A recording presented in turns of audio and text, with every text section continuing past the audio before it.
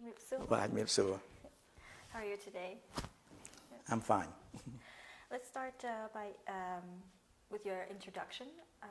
Your first name? Okay, my name is Bonn TAING. How you spell it?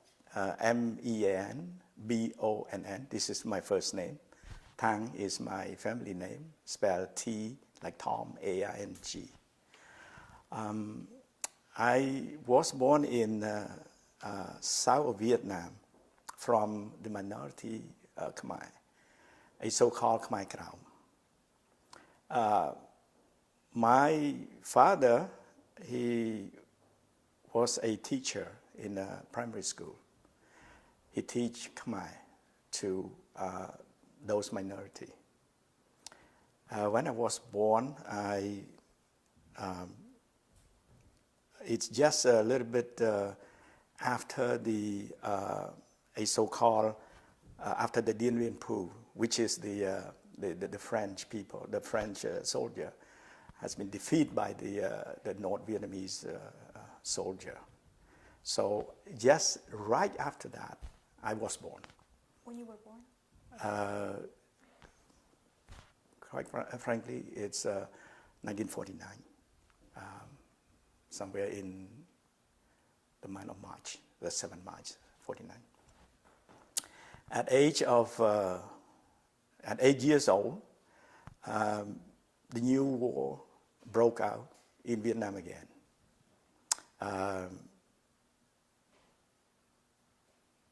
That's why my parents think that if they keep me in South Vietnam, the possibility is I'm going to be recruited as the soldier of the government of South Vietnam, or if not, I'm going to be forced by the communist Vietnam to fight for them. So as a Cambodian, we are in the middle of, the two. You have to be a soldier of one of them. So the possibility to be killed is very high. That's why my parents think that it's better that they send me to Cambodia to live with my uncle, which is my brother, the brother of my mom. He lives there. He also was a French soldier, but at some point when he got to, fighting with the communists in Vietnam, close to Cambodian border, he escaped from South Vietnam to Cambodia. That's why he had the family, everything in Cambodia. And my parents think about that. They sent me to Cambodia at age 8 years old. For me, it's very painful. A child cannot be away from the parent normally. But in my case, I don't even understand why they send me there. But, Asian people, you have, the kid have to obey their parents, no matter what. There is no discussion. So they sending me over there without explaining to me why. Everything is on their head. I really hate it at that time because I don't understand. But later on, I'm thankful for them to send me away from the war. And a few years later, my brother, the second in the family, also joined me in Cambodia. The same reason has applied. Well, we are in Cambodia in peace with the leader of Prince Sihanouk. He take us, the country to be peaceful, and we thank him for that. We don't have to hate somebody that give us peace, and that led me the opportunity to study. Until 1975, I about to have my degree in electrotechnic engineering from the so-called ITSAC, that is in French. Say Institut Technologie de l'Amitié Khmer Rouge Soviétique. Yeah, it's institute built up, a school that built up by the aid from the USSR in that period. They don't call it Russia because there's a Ukraine, there's a lot of countries attached to the USSR. The same way as United States, you have many states connected together.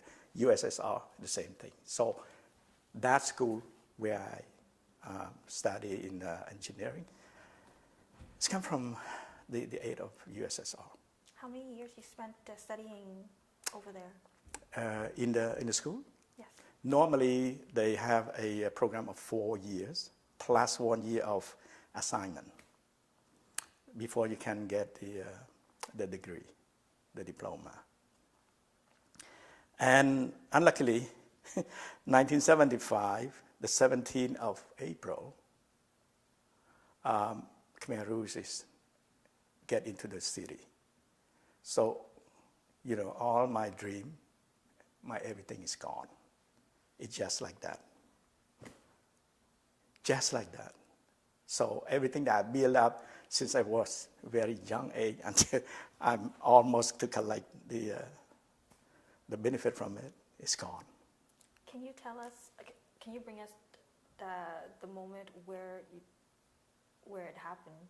When it happened when the soldiers came in? Because in 1970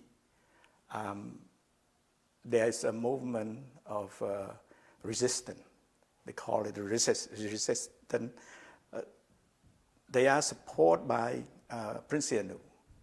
But the real thing, they got all the arm and everything to fight from the North Vietnamese. They are the supplier to that movement. And after that, they call themselves Khmer Krahom, the Khmer Rouge in French. That's what the Rouge meaning communist. Because what is communist use? The color, it's red. Represent the blood. That's what the meaning of Rouge. So, that's why the Khmer Krahom, they call themselves Khmer Rouge, because of that. So they have the ideology, communist from the North Vietnamese people that they pass along the arm. And the North Vietnamese got that from China. So, there's a lot of, and also the USSR. They are the supplier for the arm to the North Vietnamese and finally in the hand of the Khmer Rouge. So they amplify their ideology, not to say that the communists, but they say they fight for Prince Sihanouk because Prince Sihanouk used the radio from of China from Beijing. It was Peking in the time, to call the Cambodian, pick up the arm, and fight for him. And the reason why? Because in the time he was the leader of Cambodia, he allowed the Chinese to bring the arm into Kampong Sao, which is a seaport, and took all of these arms, give it to the fighter of the Vietnamese communists in South Vietnam during the war in South Vietnam. So the government of South Vietnam, backed by the U.S., fight against a so-called Viet Cong. Viet Cong is in Vietnamese word is the Vietnamese who adopt the communist Cộng sản, Cộng sản. It's a communist. So we're caught by all of these things that we don't want it, but Sihanouk allow that to happen. He should not. And when you take side, because why he takes side? In the past, the CIA give the money to somebody inside the Cambodian army to take Sihanouk out of the power. That's why he really hates the U.S. And that's why he side with the other side. And that's why it gives us trouble. Later on, the Viet Cong using our territory, the east part of Cambodia, to be, the safe haven, because we are the country. And up on the United Nations agreement, another country cannot fight us because, we are a sovereign country, right? So when the Viet Cong use that part, Sihanouk ask them to go, they don't. So he have no choice.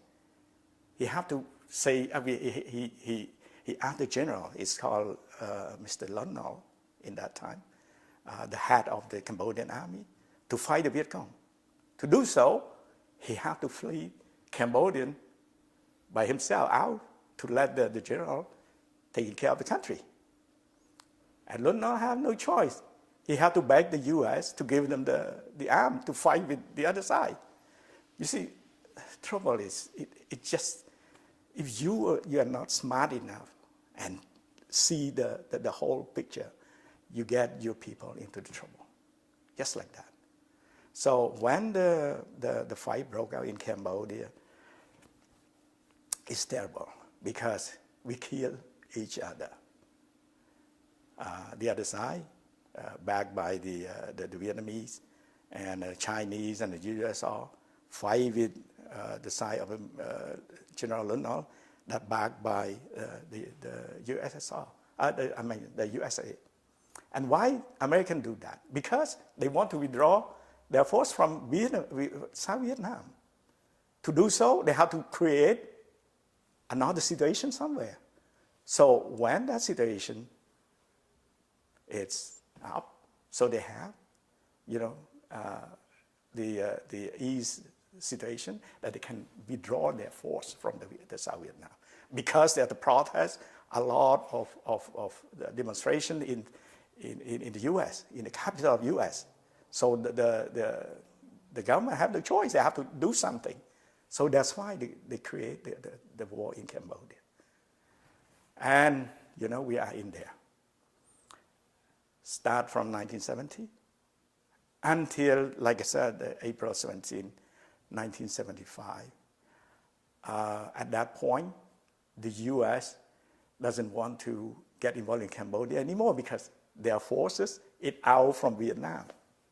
You see the picture. They use us to ease their policy to withdraw from South Vietnam and let us fight. And in April, we have no more energy because Americans say that we're not going to help you anymore. So you see the problem. And at that point, they let us deal with the Khmer Rouge, and we have no more arms to fight. So all we can do is just open the door of the city to let the Khmer Rouge get in without a fight. So at that moment, you had to leave? At that moment, what the Khmer Rouge do, they say everyone have to be evacuated from the city. Go outside of the city because the American gonna bomb the city. But as an intellectual myself, I asked, why American gonna come to bomb Cambodia for what? There's no reason, a principal reason they have to bomb. They bomb because there's some reason. But in this case, Cambodia is completely gone from their grip. And why they want to fight, to bomb Cambodia? To do what? Because the bomb is not just drop and, for free. It have to cost them some money, right? So why are they going to do that? It doesn't make sense to me. And in the first place, we don't want to go away from our house. It's normal. It's human being thinking, why I have to leave my house? Unless someone gonna kill me or someone gonna burn my house, why I have to leave? So after 24 hours, they warn us again. Everyone have to go out from from the city. And since that no more, not a lot of people respect to their call, they start to shoot, to give the intimidation. So the people see that and they fear of their life, so they have no choice. They have to move away. In my case, the same thing. So what was your plan back then? There is no planning. What we do, I said, what we need is the food. So we bring all the rice or whatever the eatable, put into the car, and also, the literary stuff like Coeurs and things like that, just in case we do need it. We put into the car, but it's full in the car. There's no place to take the people. But it doesn't matter. Even you run the car, you cannot drive it like in the highway down here. You have to push your car because 2 million people living in Phnom Penh to go out in the same time, imagine. And there is no infrastructure to support that kind of evacuation. So you do the best that you can. Like, the car, you don't need to run the engine, you just push it. Because there's no way you can drive your car. You can move like 5 meters every 10 minutes or 15 minutes. So you push your car. It's just use it as a cart to put all your stuff in there and then push it. So I was in with my sister. So we think that, okay, we have to go to Chmaampo. It's southeast of it's suburban. That leaving my uncle there and so on. So we want to be together. So at that night, at that day, after 12 hours, we do better than about 5 kilometers, 12 hours for 5 kilometers. And we are so, the fatigue, we burn out.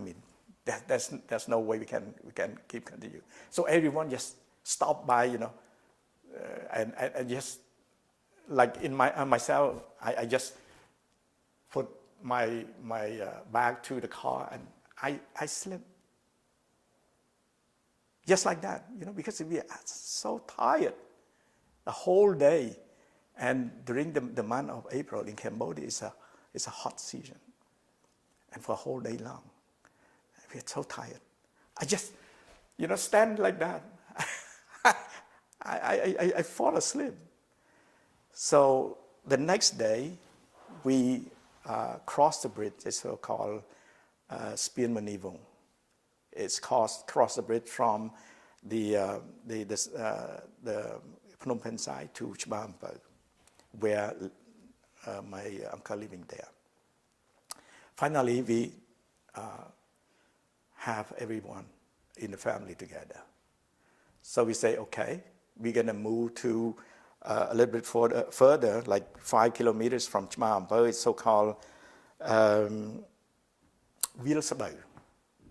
It's a pagoda. And in that, it's really,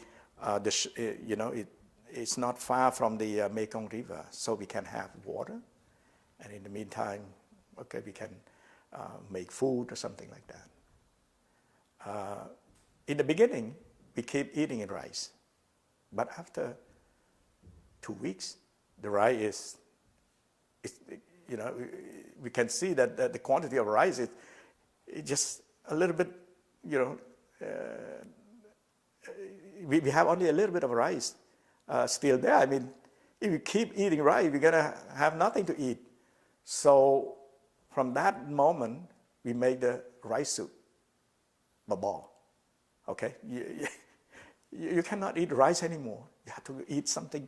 And in the same time, we just go find stuff like a vegetable or thing that we can eat. And, it's really ridiculous.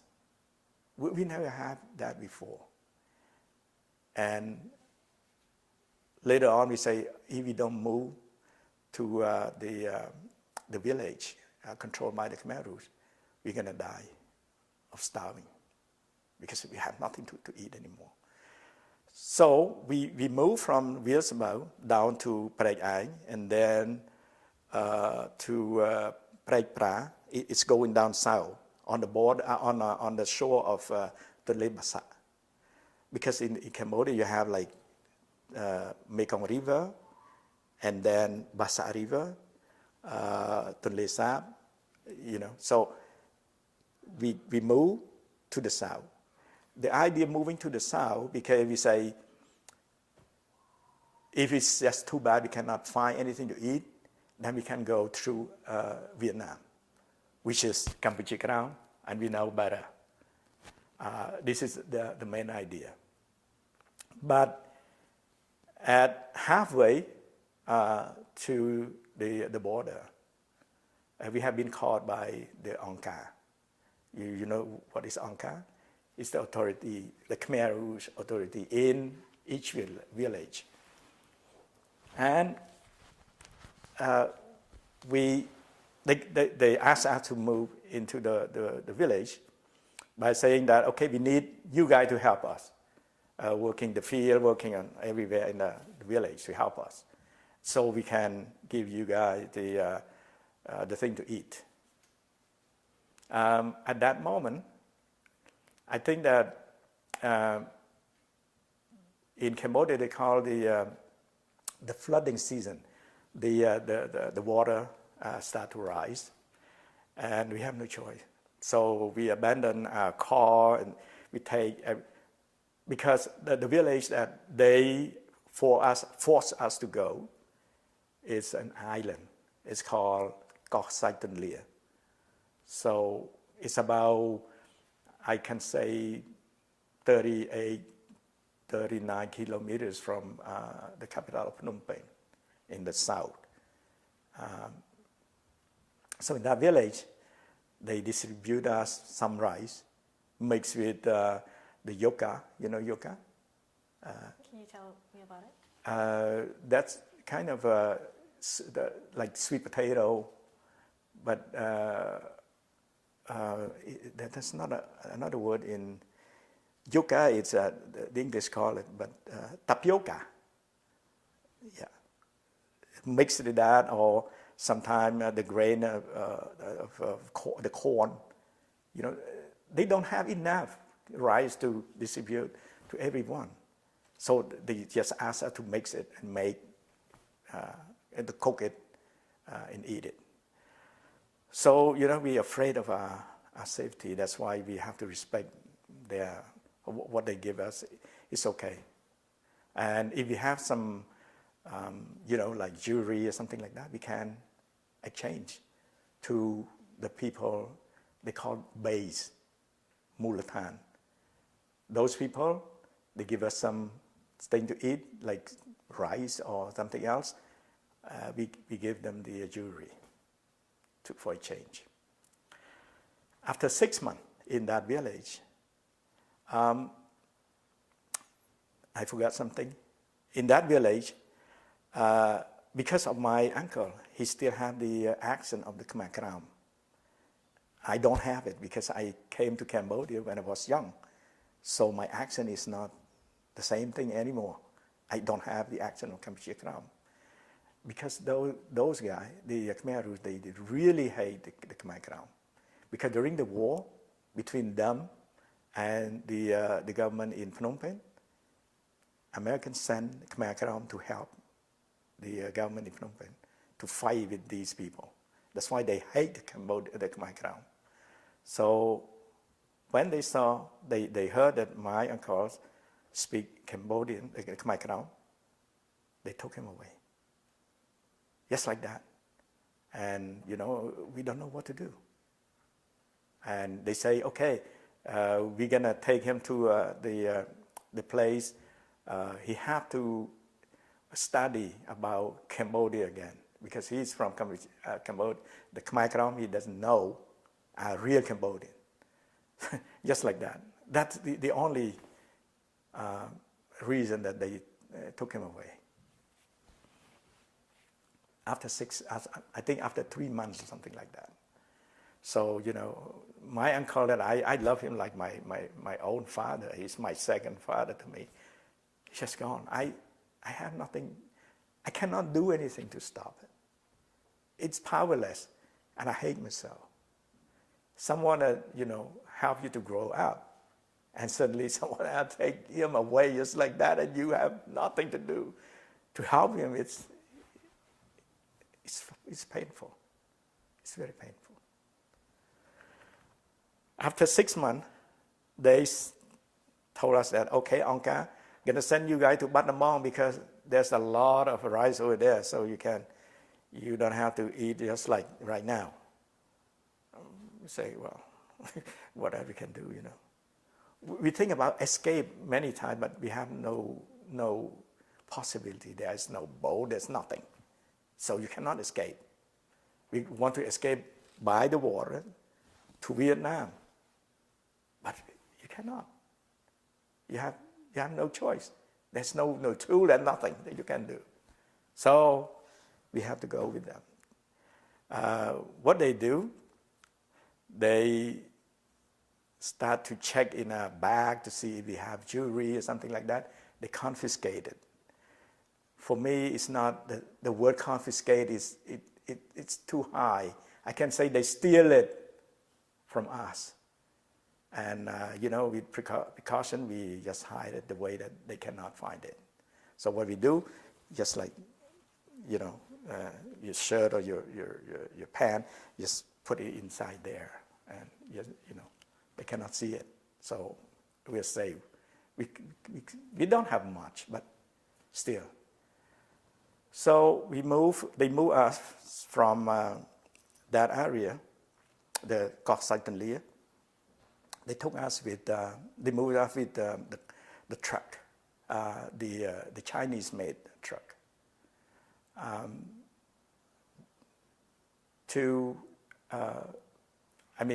from Coeurs to the province of Posat. Posat is the province next to Battambang. Why? Because at that time, there's the train only from Posat to Battambang, because train cannot come to Phnom Penh, because the Khmer Rouge, they destroy the rail and so on. So they don't have time to put it back yet, after 6 months. So they transport us from the village of Coeurs to Posat. And from Posat, they put us onto the train. And when I say the train, there's no couch or something like that, comfortable in the train. It's just the wagon that they transport normally the animal, like, I don't know, the beef, the pork or something like that. So they put us in there. You know, they make us look like animal. Because for the Khmer Rouge, all the people come from the city. The evacuee, we call it that way. They are the enemy. So you see you know, they make the Khmer Rouge the base to hate their own people. Characterize us as an enemy. Imagine. Okay, so the first and last stop for me is a village so-called Swai Sisopon. Swai Sisopon is, you know, if you have on the map you can see there's a National Road number 3 and the National Road number 6 is Kalai. And that from Sisopon to the frontier of Cambodian and Thailand is about 40 kilometers away. But from Sisopon, they don't let us stay in Sisopon. They transport by the truck again from Sisopon to another town. It's called Pranet Prea, the eyes of the Buddha. Panet Prea. From Panet Prea, they took us with the, well, we have to walk from there to Phnom Sres, south of Panet Prea. It's about, I can say, 3 kilometers away. But we have to walk. There is no road, no nothing. In Phnom Sres, at the arrival, they distribute some kind of hut. When I say hut, maybe you think that it's a hut like here, you know, it's fancy. No, it's not. It's made up by the leaves, the coconut leaves. Just like, I don't know, it's not really for the human being to live there. Maybe for chicken, I guess. And they put, you know, our family, each family in one hut. It's about 4 by 5 meters. You are a chicken, okay? So that's what it is. And in that village, we stay in a hut overnight. The next day, the Angkar came to recruit the younger people to the so-called Karatan or construction site. So I was then like 24 years old, 25,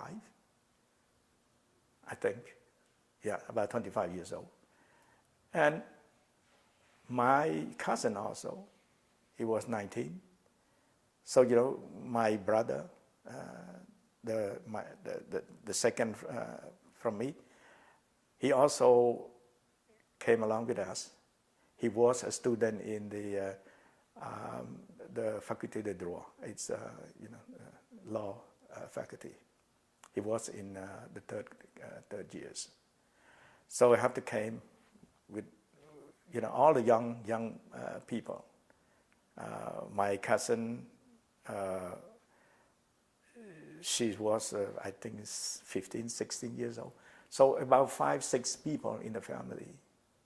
They recruited to work at the Karatan or construction site. When I say construction site, probably you think it's just like here, you have crane, no. Everything have to dig by hand. You don't have the machinery to help you. So what they do, they give you the instruction. You have to dig like 4 meters, the square meter a day, be able to have food to eat. If you cannot finish that, they're not going to give you the food to eat. And the next day you have to do the same thing again. You see, but it's not just they force you to work. They treat you like a slave, and they treat you like a prisoner. If you don't do the way that they like, they're gonna torture you and so on. Besides that, there's a disease. Because in that area, there's a malaria in Friendship Paludis. The people get it. No one spare, because when you have one guys, so at night, the mosquito come out, they pick him, and you know, put into the other. So it's disease that you cannot stop because there is no medicine or pills or anything to help to cut it. So you live like a prisoner, like a slave. You don't have an idea, and you don't have the voice. You cannot say, you cannot protest. You just work. If they don't like you, they just pick you up, kill you right away. It's just like that. Let's get back to where you mentioned in a construction site, where you had to dig the holes. That's where you work in a group, right?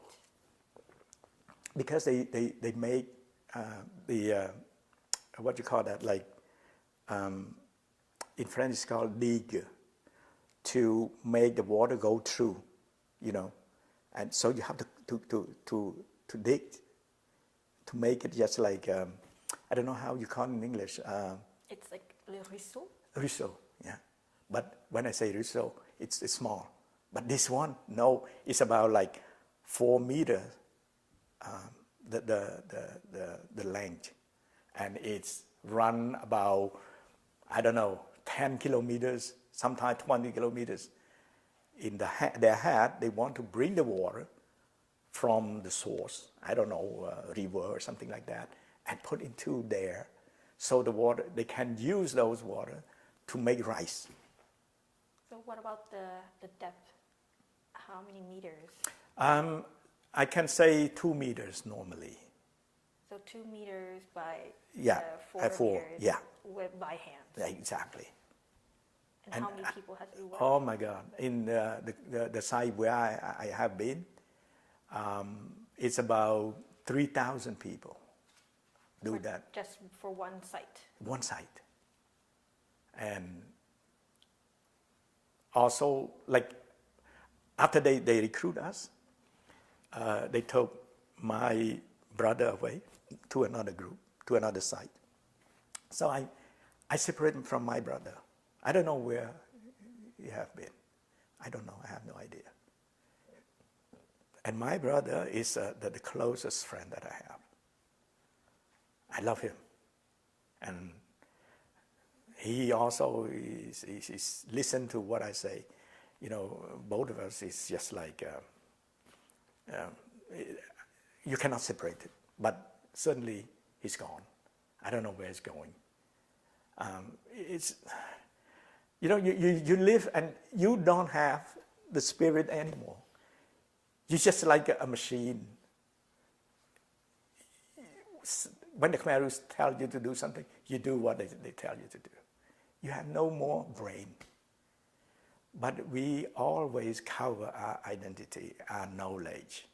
I told to my brother, these guys, they don't care you have the diploma or whatever. They don't care. So tell them that you are the taxi driver or you are, you know, the slave of somebody. Make yourself look crazy. So they're not going to kill you because they don't like the knowledgeable people, the intellectual. They say these are the anti-communists. So they don't like you. If you show them that you have knowledge, you know, you have the degree, you have the diploma, no, they don't like it. So I told him, don't tell them. Make yourself look stupid. That's the way that you can live. And after a while, my cousin, he got malaria. He's so weak, he cannot work anymore. And I don't know what to do because a so-called doctor or hospital is just a joke. They make the medicine out of the you know, like the old-time medicine and give you to fight with the malaria. No way. So in my head, I think that if I don't bring him to the village, he's probably gonna die, and his mother not going to see him again. So I just think about something like that. But in the meantime, me too, I got the malaria. But I'm stronger than him because I'm older. I still have, you know, my strength. I can cope with that disease. So I came to see the head of my group and I explained about everything. Finally, he allowed us to go back to the village. I told him, yes, please. You know, I want to be here and help you guys to do the work, the hard work, but my cousin, he's almost died. So can you allow me to bring him to the village and then I come back? So he allowed me to bring him to the village. It took us 10 hours to work about, I can say 7 kilometers because we are so weak. And especially him, you know, he doesn't have the energy to move and walk for about 7 kilometers. It's a big deal. So finally, he saw his mom, and 3 weeks later, he's died.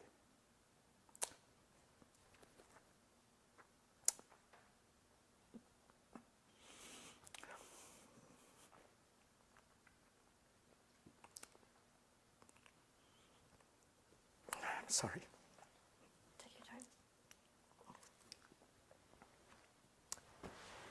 And then they kept me in the village to help the others, doing the rice and so on and forth. They not allow me to go back to the construction site. By the way, I think about myself. I said, okay, I also have the malaria. I see my cousin die. I will probably too. Then I think, why I have to stay here and die? It probably better if I consider to escape from Cambodia to Thailand. They may have the medicine or something like that to help me. If I stay, the only way that I can see, I'm going to die. But if I escape, I may have a chance to cure or something like that. But if I die, it's okay. It's away from my family. They don't see me dying, so it's better that way. After that, they asked me to, because we live nearby the mountain, it's called Phnom Sres. They asked me to find the wood for the kitchen, because at that time they convert the people. They don't have to make food by themselves. They have a kitchen, a so-called share common kitchen. Everyone have to go there to eat. In the village, they have like 3 big community kitchen, if you will. So they asked me to find the wood for the kitchen. Doing that, I met with another guy. It's a Cambodian Chinese. Probably he's just like you. He's about in the 50s. In the first place, he asked me, don't you think that we can escape to Thailand? I said, are you serious?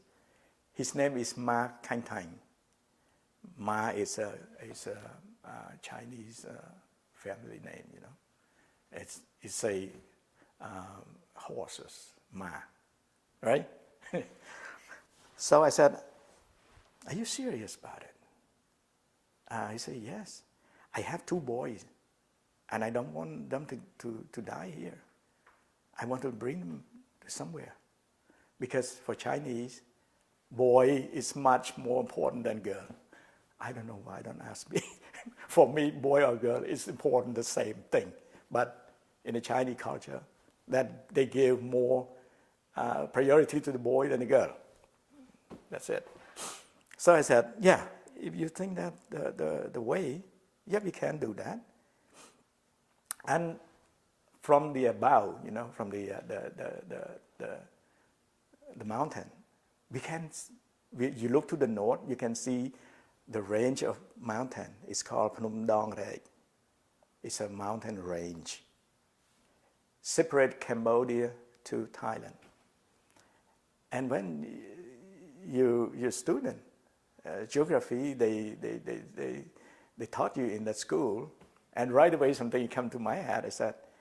I told him, you look at that range of mountain. This is the border of Thailand. From where we were, the color of the mountain is a bit light blue. Light blue meaning that it's about 100 or more kilometers from you. If you see it more green, that means you're closer. But then you see blue, you're not. But to the west, it's much closer. You're talking about 80 or less to the border. But it's a flat, it's a plain. You can see from kilometers away. If you want to hide, no way, you cannot. So that's why I told him, if you want to be closer, we will escape to the west, but it's not safe for us. I think the best way is going to be the north, because with the wood, with the jungle, you can hide, just like an animal, you know. So he said, yeah, why not? So I said, okay, if you are serious, we're going to make our plan. He said, why? How? I said, okay, every time that you eat at the kitchen, all you have to do, save a little bit of rice, put in your pocket, and you dry that rice, because you cannot escape without anything to eat. So all we can do is just the cooked rice, dried rice. So we just doing that trick. We keep the rice and we dry it. And I got about, say, half a kilo myself. I spare, you know, a bit of rice every day. And I told him, okay, look, if we escape in the rainy season, because in Cambodia we have the weather so-called monsoon. So you have a dry season and you have a rainy season, and also a small season. It's called cold, but about 15, 16 degrees C. Here is nothing, you know, but there is cold for the people. So he said, maybe better if we take the dry season. I said, yeah, it's better because we can walk faster, because there's no, no mud, no everything. So you can, yes, do that fast. But that's another problem, because if you go on the dry season, it's going to be hard to find the water to drink. In that case, what we can do, we have to bring with us a bottle for each. That is not going to solve all our problem, but during all along the way, for sure, somewhere you can find the water. So it's not going to, stop us from that idea of escape from Cambodia. And on the 10th of October, that's what we set as a date to go. Why? Because the 3 villages around the Phnom Sres, they make as a cooperative. And every 10 days, everybody have to came to the east of Phnom Sres, where I live. They call it meeting. But actually, it's a brainwash meeting. It's not a meeting of the cooperative to make something better or things like that. But they try to put something into your brain to wash your brain, okay, by saying stuff. And I said, okay, that is an opportunity, because when the people get out from the meeting to their village, we can just, melt with them and go away. So there's nobody gonna notice our intention, Do you know who decided to do the meetings every 10 days? The Angkar, they put it up that way, every 10 days. So the 10th of October, it's perfect for us. Dry season, we're gonna melt with the mass that going out from the meeting. But I say, okay, you cannot just carry the stuff along with you. The people are gonna say, hey, these guys, why they carry stuff like a bottle of water and the knife and something like that? So my idea, we have to hide those things away. And I know that part of the village very well, because they asked me to transport the food to a plantation about 7 kilometers north of the village where I live. So, by going back and forth, I know very well that corridor. So I told the guy, I said, okay, you have all your stuff? He said, yes. I have 3, the long handheld knife. I don't know if I have in my computer, I can show you if you want. And that knife, we decided if we had to be caught by the Khmer Rouge on the trip to escape, all we have to do, we fight. If they have to shoot us, we die happily. We don't let them caught us or take us like that because they're gonna cut your throat if they do. So we decided we're gonna fight until we die. That's why the knife. So each one of us carry that long-handled knife, the bottle of water, and the cooked dry rice. We keep it in one place, we hide it. And then the 10th of October, after the meeting, everyone gets out. The guy took his 2 boys to meet with me in some point that we already planned ahead. And we are just go. And then, but the meeting was finished around 5. So 5 o'clock in Cambodia is still, you can still see the people. So what I can do, I said, okay, I'm going to be there and hiding in, what spot. So we know each other, and the guy took his 2 boys with him. Well, I say boy, one is 19, the other one is about 17 or 16. It's, not boy anymore. So how many of you were in the meeting? In the meeting, you're talking about 700 people. It's a lot of people. So you were in hiding. That's was it right when the meetings were going to happen? Yeah, we've been in a meeting. Oh, you were in a meeting. Exactly. So we don't give any suspicious to the Angkar. As soon as the meeting finished, that's what we have to mail with the mass to get out from the village. So no one knows exactly where we come from. They thought that, oh, maybe you're from the west of Stress or north. Nobody knows.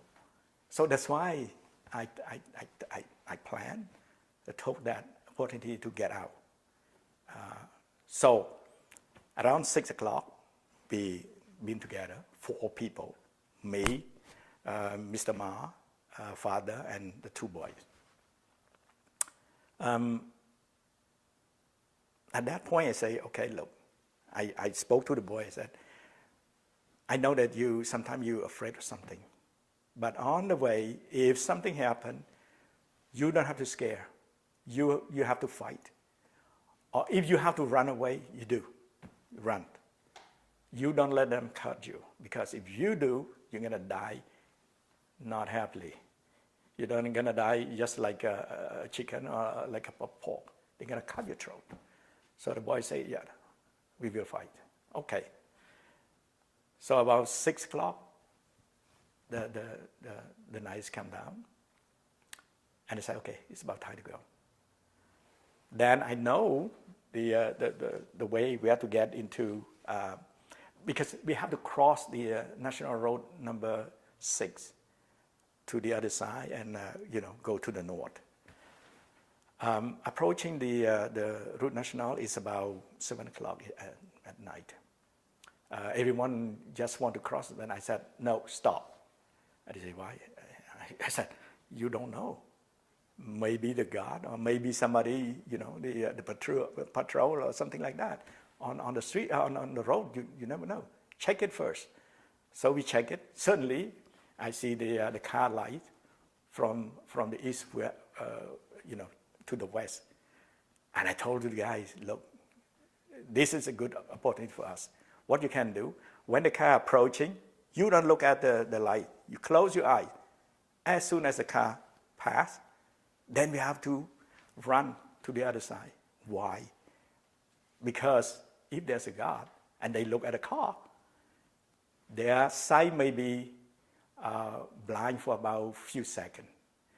Just put the light onto your eye, and you see the effect right away. You blind, you know, like a few seconds. So I said, okay, after the car passed, and then we have to cross the street, the road. We did exactly that, and everything is fine with it. Get into the other side of the road, and we walk. That night we made, I can say, between 15 to 20 kilometers away from our village. And then just like 5 a.m. in the morning, when you hear, you know, the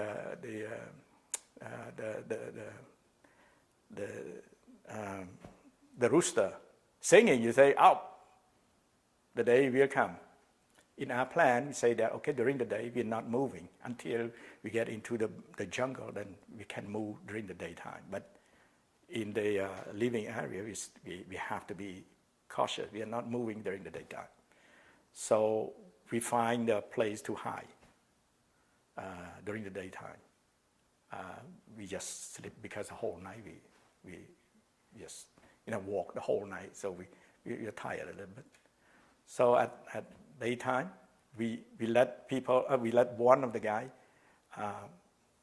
just guard, and 3 other sleep, and then we do just like that, like every 2-3 hours, you know, so we can sleep. And with, you know, we have to have the security somewhere, right? The night come again. This is the second night, but before the night come, I asked one of the boy, "Can you just, you know, climb the tree and tell me exactly where is the sun?" So he's, because, you know, we cannot see clearly, so they said, "Okay, the sun is this way."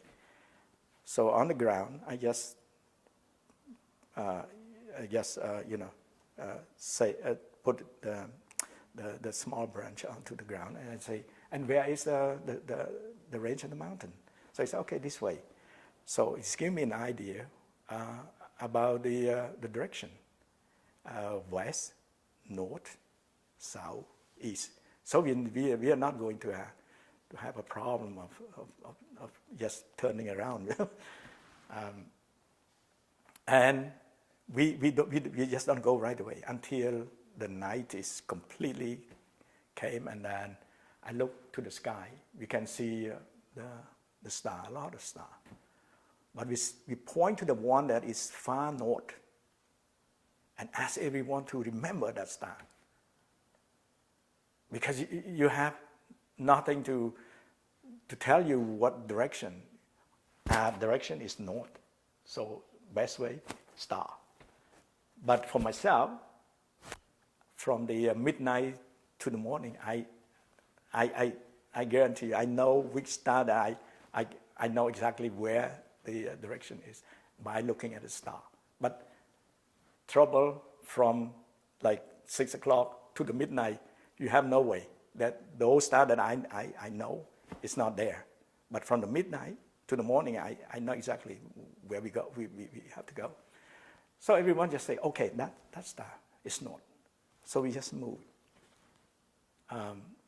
After, I think that the night number 4, while we crossing some kind of a flat terrain or plain, if you want,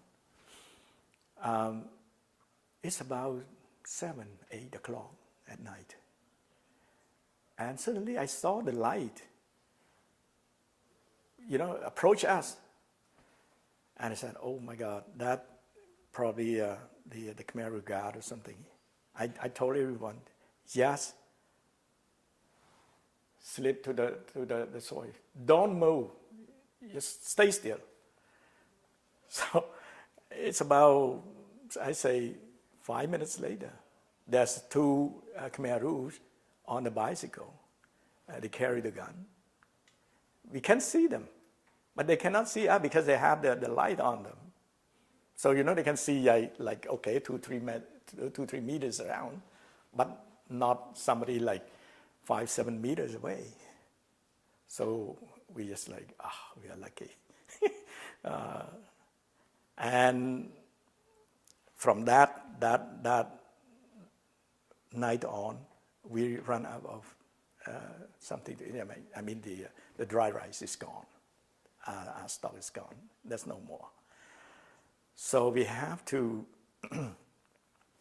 pick the leaves, or sometimes dig for the root, something that we know that it's eatable. Or sometimes we have to pick the fruit that left behind by the bird. It's about the survival. And then our energy is going down. We cannot move fast anymore. But that is not discourage us from moving, you know. We're still moving, but slowly. And the day number 5, I remember that day I think that I probably die, because we cannot find the water. We run out of water.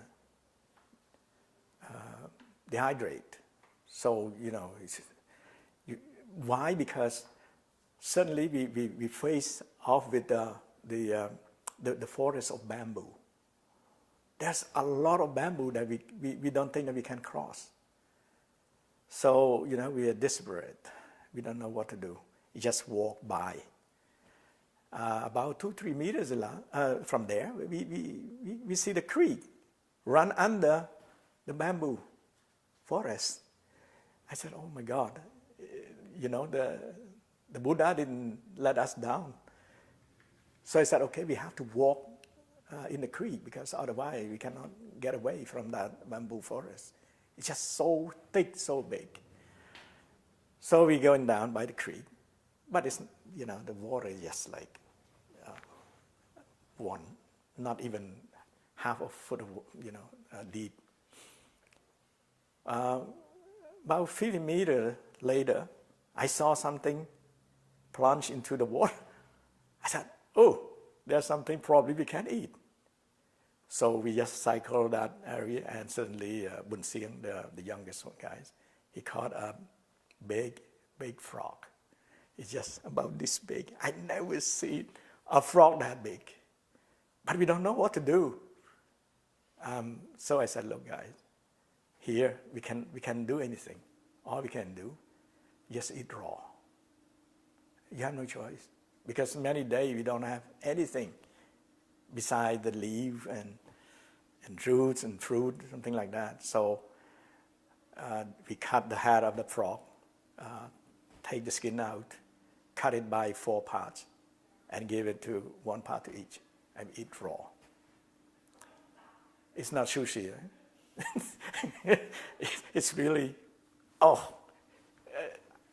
I say, you know, in the normal life, you cannot eat something like that. But in our circumstances, we have no choice. We eat it raw. So after that, we just crossed the forest bamboo to the other side. We are so happy that we can make it. I thought that I probably cannot make it. So to the other side, there's still the bamboo here and there. And we cannot find the water.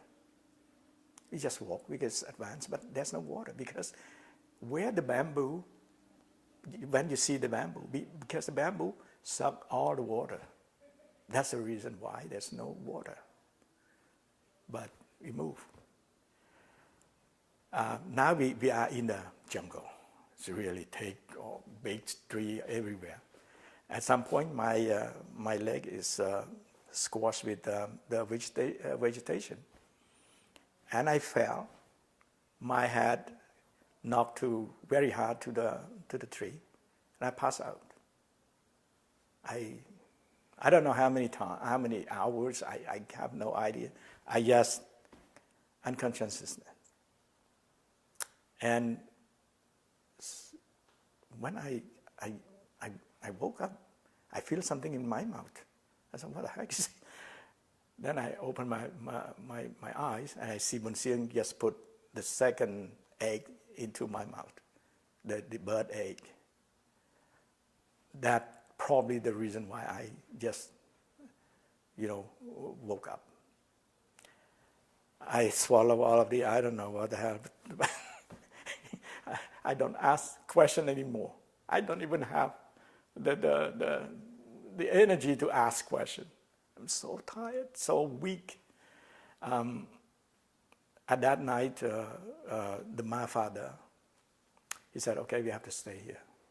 You're so weak. We cannot go." I just okay. If you guys want to move, you go. I stay alone. He said, "No.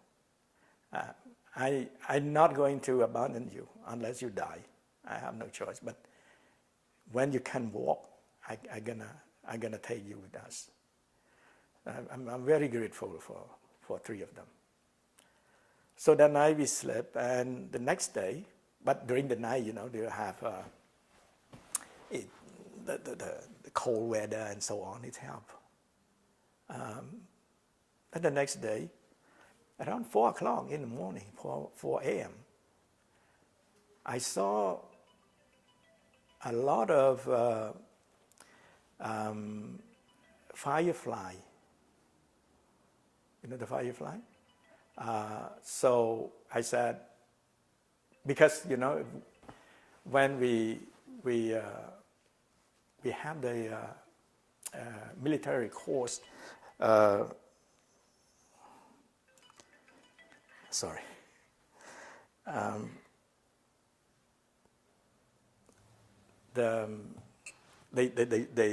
They taught us about the survival skill in the forest. When you see the firefly, that means there is some water or the place is humid, thing like that. And I see 1,000 of them. I said, okay, I'm gonna take a look. I walk, quite a little far. Then I see a big, what you call it, in French it's called la mar de l'eau, tapeng. So it's like, c'est comme un étang? Un étang, oui. Yeah. So I just, oh my God, this is our life. So I come back and call on my friend, come, I found the water. And all of it, where is it? So we just jump into that pool. I call it pool. And we're just so happy. So we fill up all the bottle and the scarf, Khmer. I don't know what you call it, because in English there's no word Khmer. It's just like a scarf, the cotton scarf. Right. So we just put into the water, wrap around our neck to make ourselves more humid as long as we can, because we don't know ahead if we can find water. So from that on, we move during the daytime, because in the big jungle, nobody anymore. No, we don't afraid of the Khmer Rouge in that area because it's jungle. So we move on even during the daytime, and for a little while, around, I think it's about 3 o'clock in the afternoon,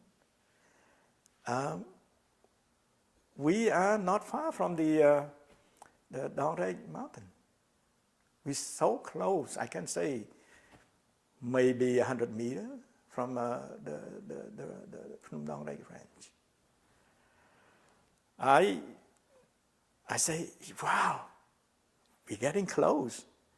And suddenly something telling me, because in the village, I heard about the people saying about the mine land, the anti-personal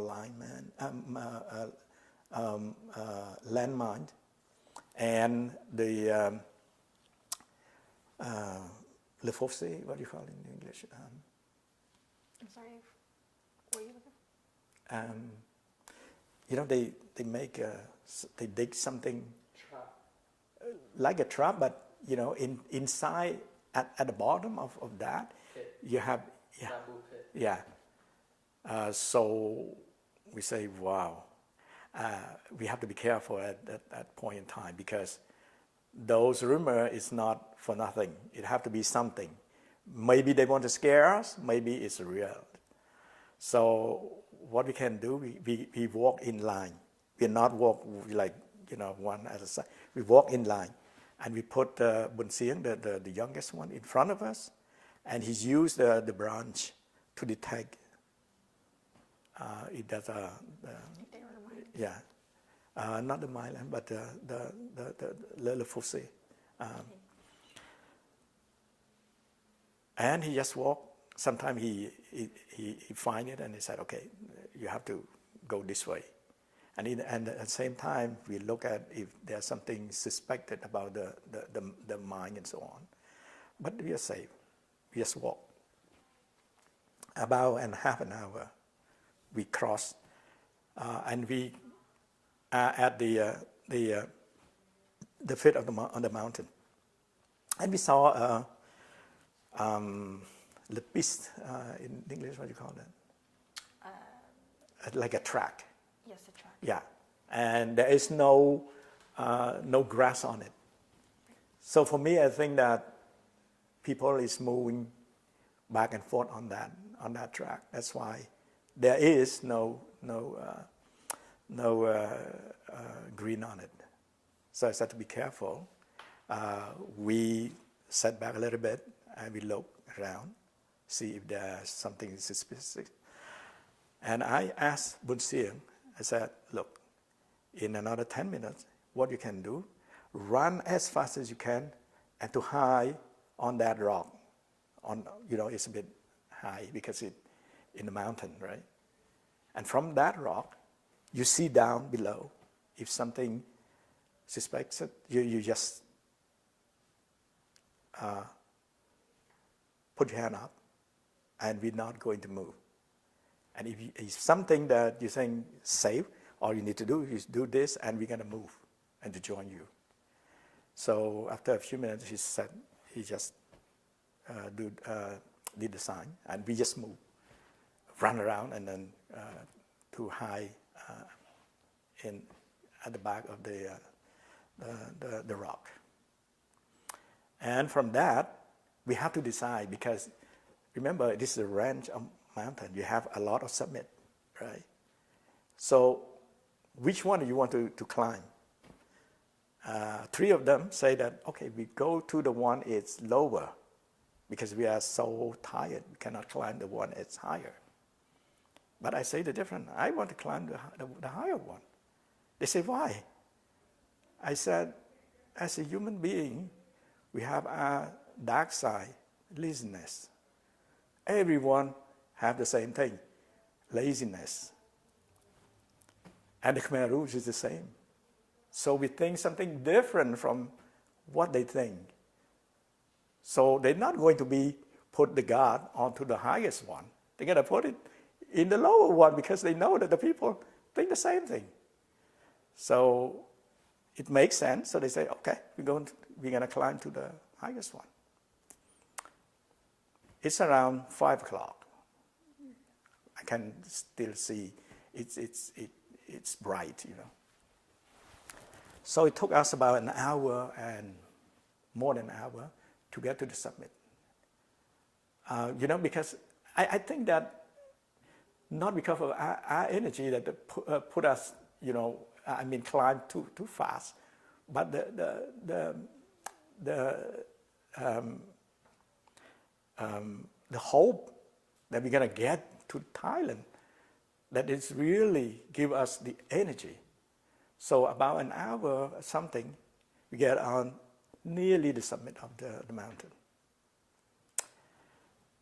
At that point, I said, okay, maybe we stop here tonight, sleep on the mountain, because I'm very tired. I cannot move anymore. So we decide to sleep over there. There's a flat rock. I said, it's perfect. You're going to use it as a bed. Sleep here. And in the meantime, I sat on the rock and looked back to Cambodia. It's beautiful. The landscape is, I cannot describe it, how beautiful it is. You can see to the country, and I said, this is probably my last time that I see this country.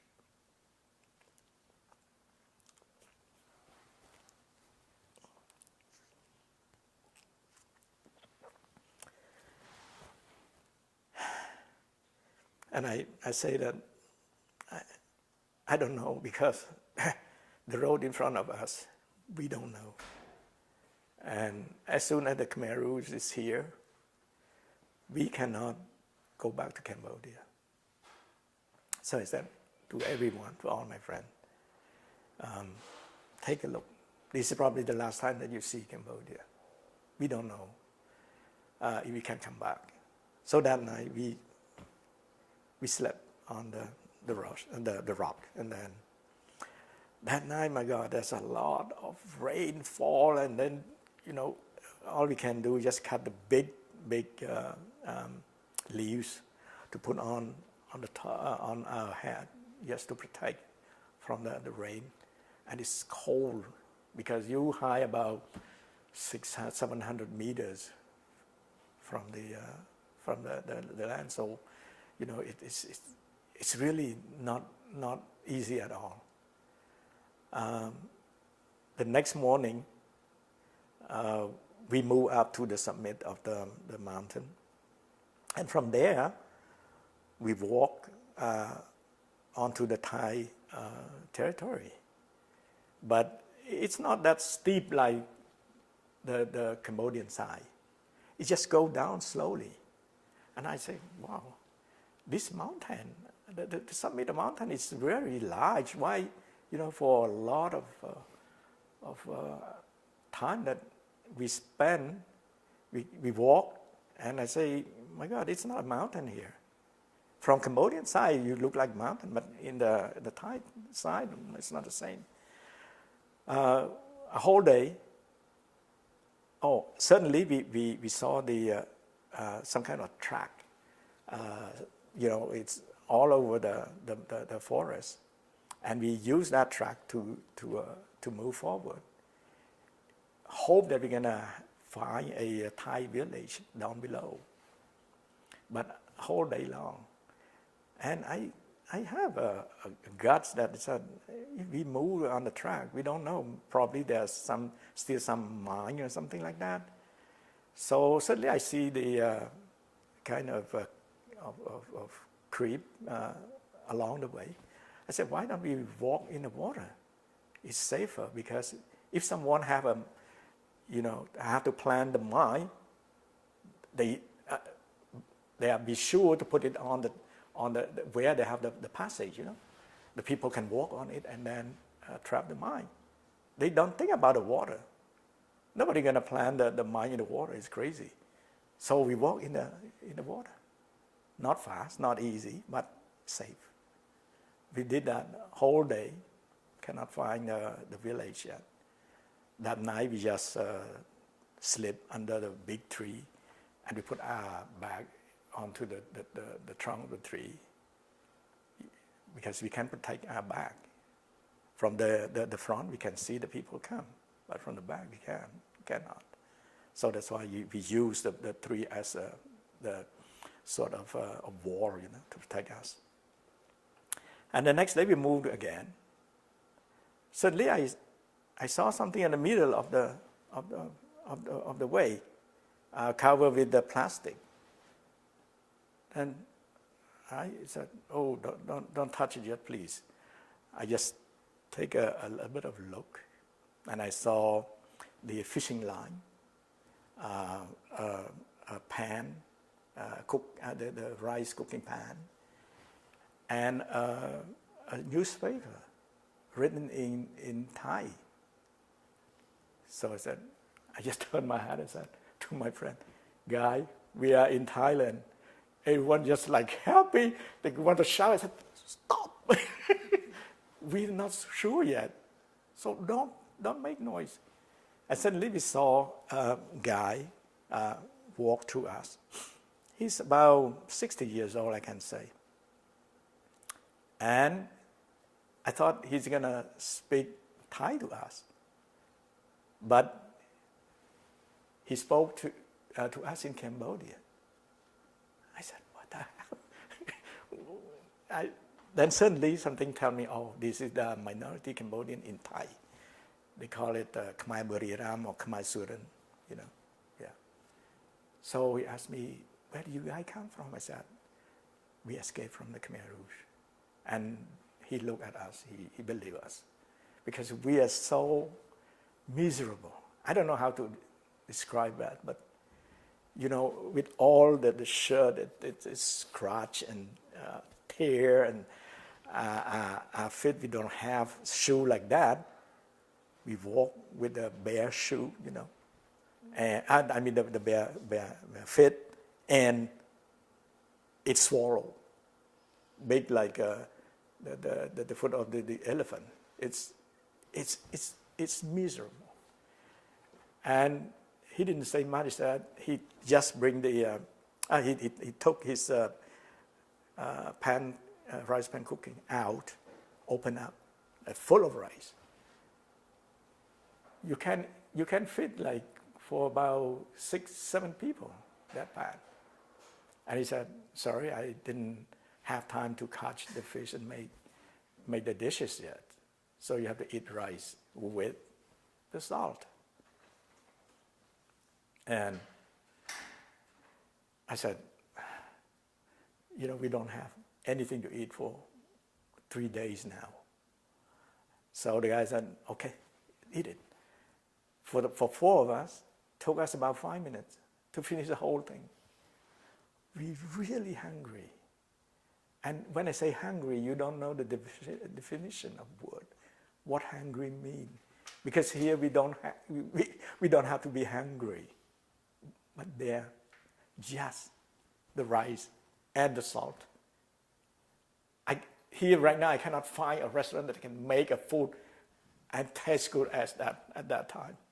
It's really hungry. So we finished, right? The guy said that, okay, we better move to the village as soon as possible, because here is the area controlled by the Thai communists. So you guys cannot be safe here for a long time. So he took us to the village. First of all, he took us to his place, showed his house, and he spoke to his wife in Thai. The Thai word that I understand, only 2 words that I understand: kin khao, kin nam. Eat rice, drink water.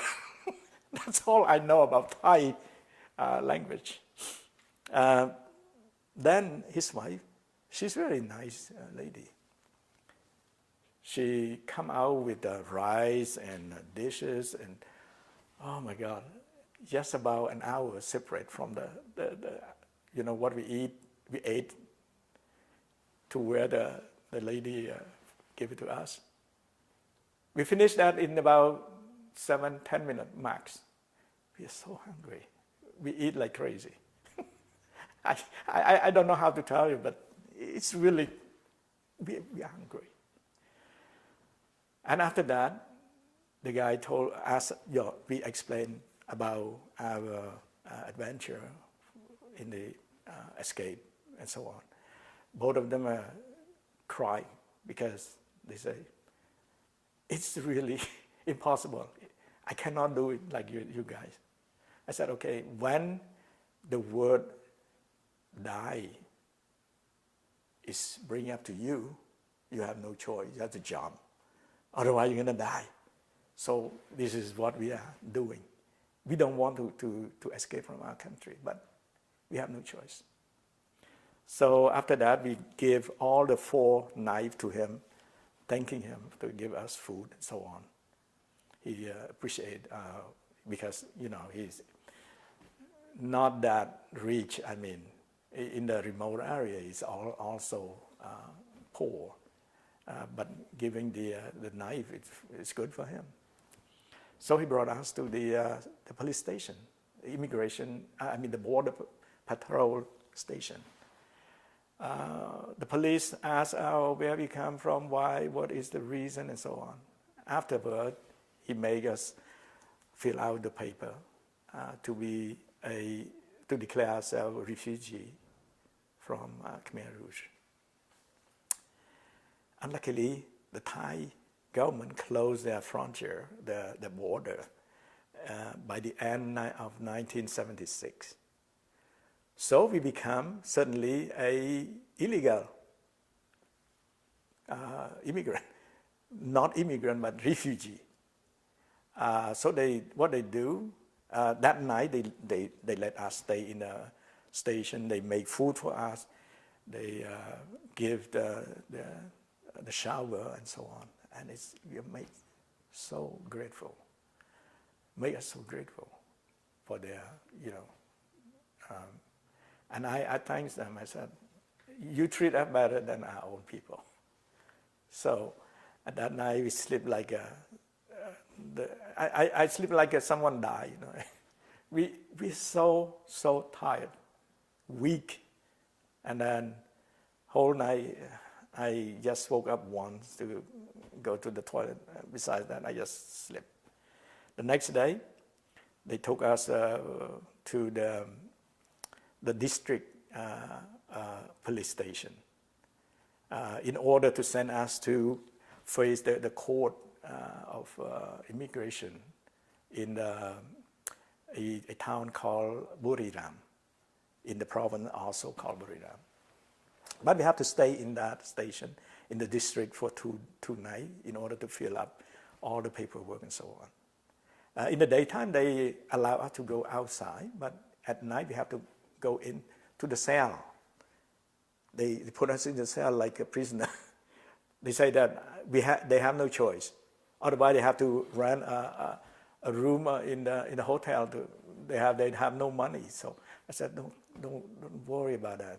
We come here. We just want to have our own security and live again. Whatever you put, I don't care. So we stay in the cell in the police station for 2 nights. The day after, they brought us to face with the immigration court in Buriram. The judge asked us all questions, but we don't understand a word of it, only by the translator. So the translator explained everything. And I told Judge that, Judge, we are not an illegal immigrant. We are refugee. Because refugee and immigrant is not the same, right? Refugee, you came to another country because you have no choice. Someone going to kill you, or you have, all kind of.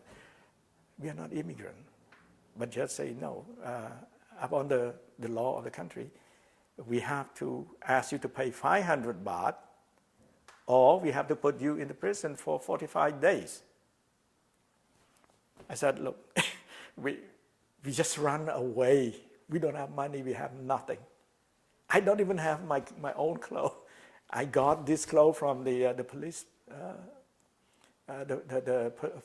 police station in the frontier. I don't have money to pay the fine. So judge say, okay, in this case you have to be in the prison for 45 days. I said, okay, I don't care anymore, because I know that it's safer here than in Cambodia. So they sent us to the prison. I'm talking about the real prison. That night in the prison, a cell about this size, they put like 60 people in there. And they all, handcuffed some. Oh my God, this is the first time I see the real prisoner. And they just push us into the corner, They don't let us sleep.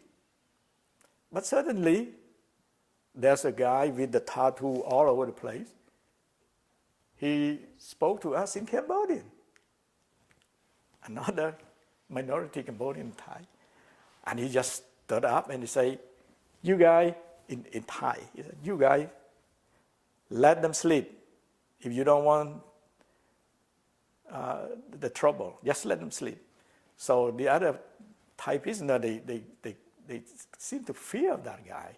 So they just let us sleep, And I thank him. I said, thank you so much. I don't know what to say. got into the cell, were they handcuff you? No, they don't, because they know that we are not a dangerous one, you know. And they give us food and so on.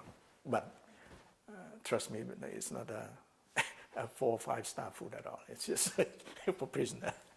But for us, it's really a 4 or 5 star food. Sorry. And the next day, they took us from that prison and brought us to the police station. And at the police station, there are a few guys who can speak in Cambodian. I think that they also the minority there. I asked why the judge said that I have to be in the prison. And why you guys took me to the police station? They say, no, you are not dangerous. That's why we brought you to the police station. During the daytime, we can go outside. But at nighttime, we have to come back and stay in that station. They also asked us to bring food from the prison to the one who stay in the, you know, I don't know, they call the people, all kind of people, and put it in the cell of the police station. We had to bring the food from the prison and give it to those people. In the meantime, the police say that, okay, you guys, take whatever you want to eat, and then the rest, and you can eat. Okay. And while staying in the police station, sometime, you know, during the season, there's a lot of rain and so on. And we washed the car of the police, we washed the motorcycle. They really love us. And they give us the money beside. Because they say, you guys are really good. Not just like the Thai people. They don't want to get anything from us. So we stayed there for 45 days. And after that, they took us to the refugee camp in Thailand. It's called Lompok in the Surin province, which is east of Buriram. Time to drive from there to the refugee camp is about 1.5 hours. So we went to stay in the Surin camp. As a welcome, the head of the camp told us about the rule. And they say, you guys have to stay inside the camp. If you go outside and you get killed, we are not responsible, because we're responsible only in that camp. And the camp, I can say, is about 1 kilometer square. And they put like what you call that, the building. It's about 44 building altogether. So in the building, they put just like the room, you know. They make some room, and each family stay in the room. Since we have 4, they give us 1 room to stay together. Do you recall how many people in that camp? When I was there, I can say more than 1,000 people in there, because there's that the people they apply to be go out to another country. Like myself, I applied for Canada. But in my story, why I choose Canada, it's not normal, because I go back to about the camp. 2 months after I stay in the camp, they sent me to the hospital because I got the malaria. Don't forget that, and I still suffering from that malaria. During the daytime, sometimes you know you just like shaking, because this is why the disease made you. So they sent me to the hospital, and after 3 days, I get cured. The Thai hospital, they are good with malaria. I can say that. The doctor came to see me. He explained me in English because I don't understand Thai about my situation, and he said, "You're clear, 100%." So I back to the camp, and then I have an idea. I said, "Why don't I learn Thai to communicate with the people?" If you don't speak the language of the country you stay, it's not good. You cannot communicate with anyone. So you become like not good. So I learned Thai. A few months later, I can speak and can read because it's not different from Cambodian. So in the meantime, we also made the application to France, United States, but not Canada. We never think about Canada. So because I know the language, I know French, so I help a lot of countries that they came to the camp and interview the refugee. So I help them for the translation. France, Belgium, Canada, I just heard it. At one point, while I helped the Canadian immigration officer to do the interview, there's a head of the camp, Thai. He came in, but at my back, I didn't see him because I just, translate.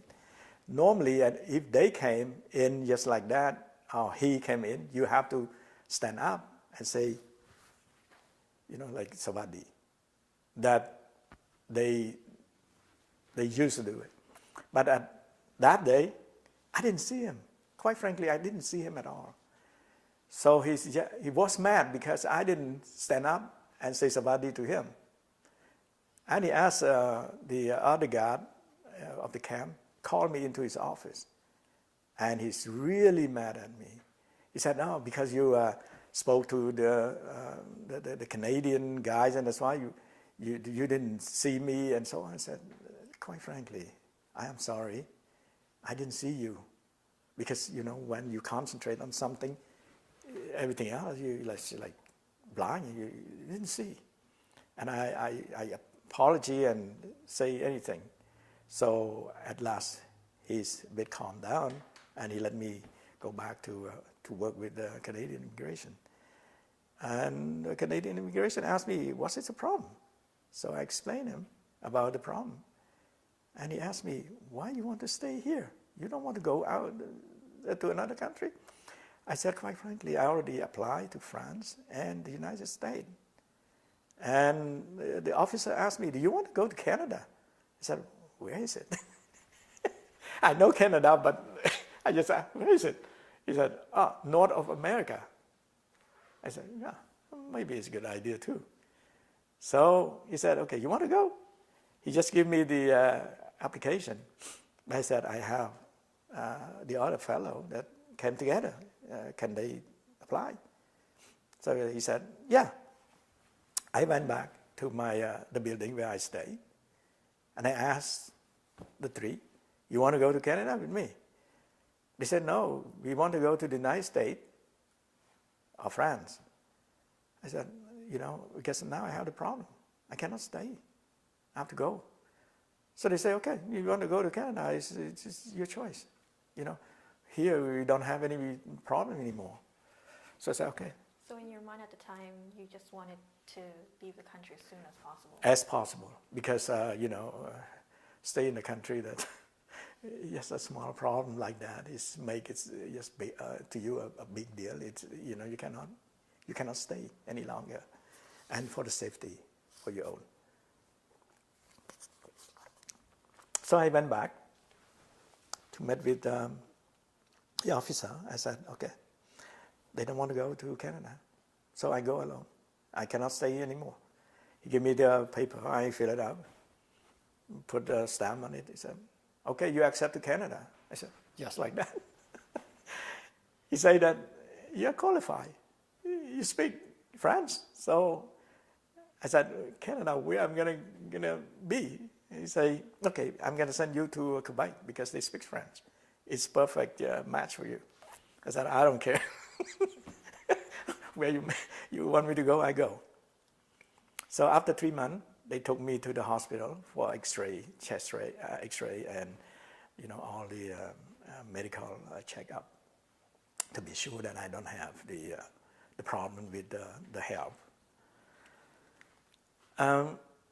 And in December, I think it's 13th of December, they came in and then took me to Bangkok to get ready to go to Canada. So I'm very sorry for all my friends that they still wait.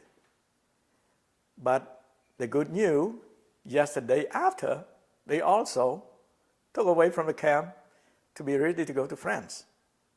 So we met in Bangkok, in the immigration center.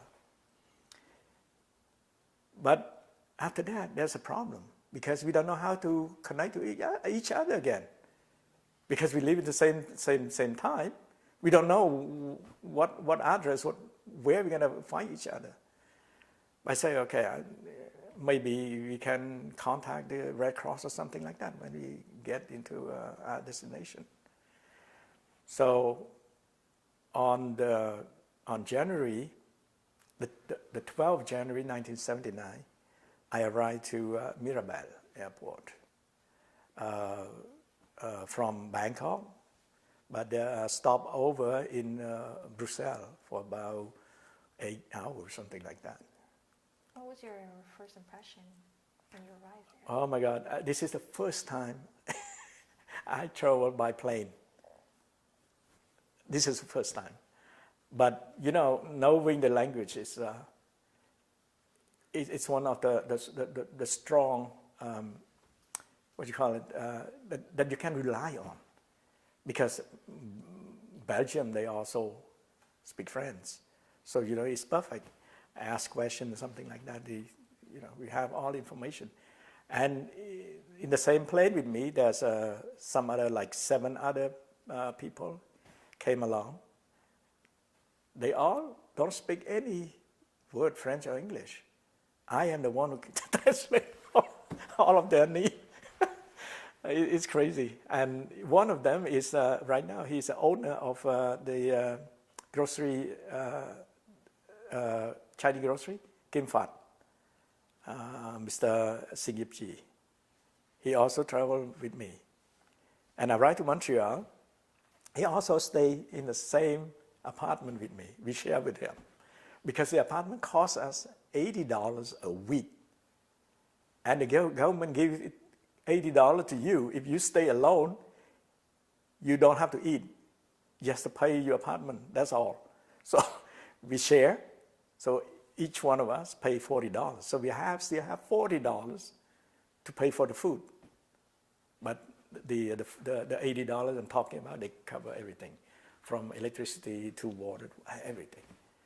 So we stay together. And after 2 weeks, the employment center found a job for me. They called me, and I went to see them. And they say, I got a job in a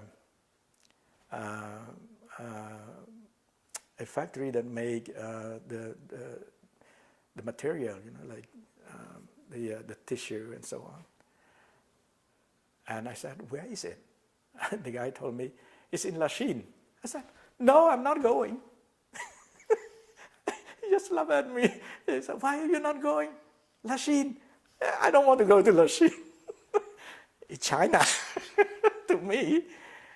And he said, no, sir, it's not China. It's here, there's a region of Montreal, they call it Lachine. I said, okay, I go. At that time, the wages that I got is $3.75 an hour. And I had to work at the night team from 11 p.m. to 5 a.m. every single day. What was your position at the time? I'm sorry? What was your position at the time? Just general. I mean, help them, everything. Just helping out around Yeah, the factory. yeah. So I said, okay. And when I touched my first check, I'm very happy. This is the first time in my life I make money. I never make money in my life. I'm very happy. And a few months later, there's the Canadian immigration. They put up the opening job as a translator because there's the upcoming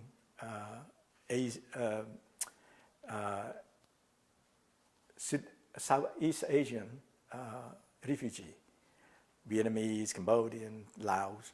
They come massively, a lot. So they need translator because not everyone speaks French or English. So I say, okay, it's my opportunity here. I told them about my experience in the camp and so on. I work for immigration. They accept it. So instead of working at night at $3.75, I work for the immigration, and I have like $13 an hour. Oh my God, it's really a lot. And Yun Bun Kon, he also came from the same camp. In the camp, he stayed next to my room. And we know each other for a long time. He came three months after me. But when I got the job is far away from where I stay with Mr. Yipchi. So I told him, you have to find another roommate because I have to move next to my job because it's just too far away. It took me 2 hours with the bus and the subway and so on. So after 3 months, I separated from him and I went to stay with Bukon because he stayed not far from the factory. I took the bus half an hour, and so I got to the factory. After that, I back to about the Canadian immigration. So sometimes I stay because Canada, they don't have the facility to receive a lot of people at the same time. So they use the military base, the so-called Long Pond. It's in east of Montreal.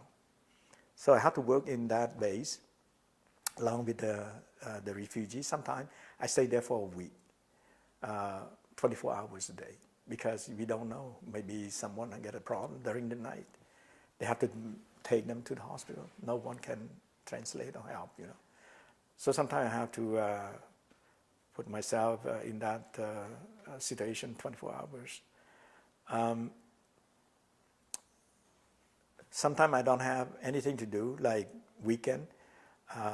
We going out to the church, something like that, to spoke to the people about the problem of the Cambodian.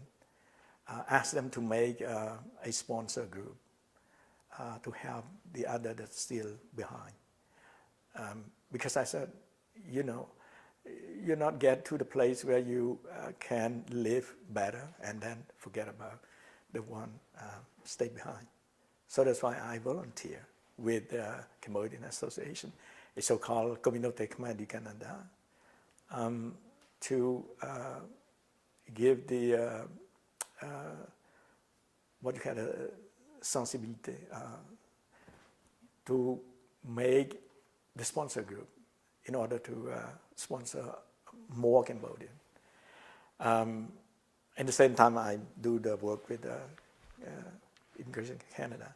But I'm not alone. There's a group of Cambodian, 5, 6, something like that. Among them, there's a lady named Sinang. She is now my wife. We just got there and then we have, I don't know, chemical or something. And we just love each other. And in 1980, 4th of October, I got married with her. And now I have a big family. It's very nice. And she's very supportive. She really gave me a hope that I think that I lost. So we're together. And we have children, we have grandchildren now. So I think my life is safe. And in the meantime, you know, I am very grateful and thanks to the people in Canada, the Canadian, the Quebec Coeurs, that allow me to have that opportunity, have that life. But one question remains in my head that I cannot solve it, is why the Khmer Rouge did this to us. If a stranger did that to to your people, then you may think that, okay, because they are our enemy. But your own people, why you kill? And like I told you in the beginning, after $100 million that the United Nations spent to create a court to judge the head of the Khmer Rouge, there's nothing come out from there. They don't even charge the head of the Khmer Rouge. I know that Pol Pot is dying long time ago, but still, they have Khieu Samphan, Nuon Chea, these people still alive. But they never give us the response why they kill the Khmer people. Here is my story. If you have other questions, you can ask. Well, during your first year of integration, did you have any difficulties? To integrate? I don't think so, because I am the guy who's really easy to integrate in. Because in my mind, you came to the country, and all you need to do is please the people to help you, so you can live in peace with your neighbor, with somebody else. And it's what you call that, the kind of a friendly environment that you want to create, right? You don't want to have any problem at all, because you come from the part of the world that you have the problem. So why come here and we create the problem? If the majority want this way, then just you take it and respect it, and that's all. So, it's much easier than to just like, okay, this is, and I think that Canada gives you a lot of freedom, freedom of speech, freedom of religion, freedom of everything. Yes, you don't want them to convert to a criminal. That's all you need to do, But in the meantime, like I say, I also went back to school to take a computer programming. That's why in 1983, I worked at a cooperative movement, a so-called Fédération des Coopératives du Nouveau-Québec. That is regroup all the cooperative in the region where live the Inuit in the north of Quebec. Now they have 14 villages. But when I started, there was only 12. And now they came up to 14. In the beginning, it's really not sophisticated as a computer, When I learned how to program the computer, I don't even have the screen like right now. All we need to do is punch on the card, make a line of programmation. And this is how I learned to program the computer. But later on, like I said, in 1983, they need someone to help them in the computer field. So I said, okay, I know, but I just come out from the school. Give me the chance to work. Since then, I hope, and until my retirement, by the end of September 2016. But in 2007, they promoted me to be an IT manager in the same company. That company make quite a good revenue. When I start, we are talking about $15 million per year. And when I took my retirement, we're talking about $400 million per year. So it's quite impressive. And I'm part of it. I'm so proud. Now my son works in the same place. He have the degree from the University of Montreal as accountant, and now he is vice president, taking care of the economic development. And he's still studying. He wants to have a master's degree with a cooperative. So I'm so proud of my family. I know that something cannot heal inside myself, but life just goes on. You have to adapt. You have to keep yourself away from that kind of pain.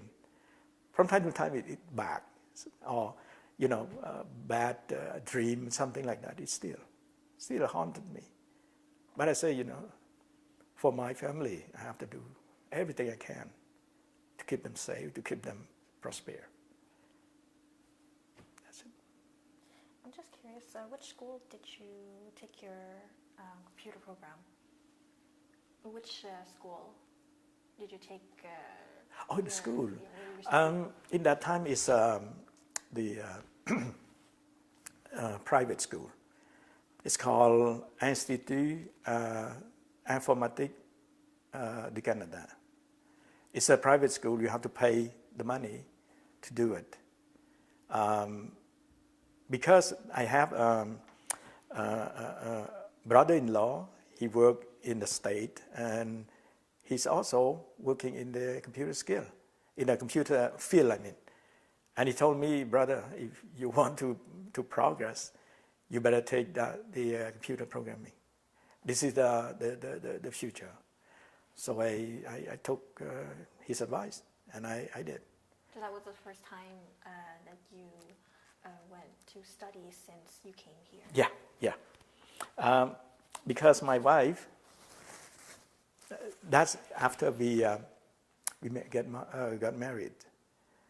She told me that, you have brain, you have everything, but you don't have the paper to show to the world that you are capable to do stuff. If you say yes word, they don't believe you. So you have to prove them that you are capable. So I said, okay, but who's going to take care of the family? She said, don't worry, I work. We probably don't spend much, and we can move on. So she encouraged me, give me the idea, and I'm grateful. That's why we end up by what it is now. I'm not rich, but when I see all my family happy, I'm rich inside myself. So that's it. Yeah. Now, in 2019, Cambodia started to modernize even more than before. Did you ever think about going back? Going back, in some respect, I don't think so. In terms of what you say is modernized, yes, it is. But the way that they take the country to the direction that they take the country right now is wrong. Because country didn't follow the democracy style of Canada or United States or a European country, because if one leader can be there for 30 years, that is not democracy to me. You cannot put the same guy in the same power for 30 years. You can say, okay, after 10 years, you have to be away. Let other people to take care of the country. But I don't see it that way. That's why, I said, look,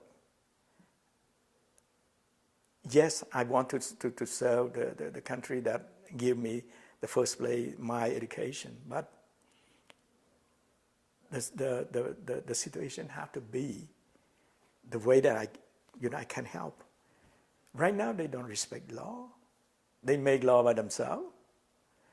If they don't like you, they prosecute you to the court, and the judge say whatever they want to say. So what is the protection for yourself? You cannot work in that environment. That's why, I say possibly to go back to the country, to Cambodia, it's just too far away from me. Did you ever visit? Visit, yes. I went there once in 1995. Because I think it's a bit funny. I separated from my mom for over 40 years.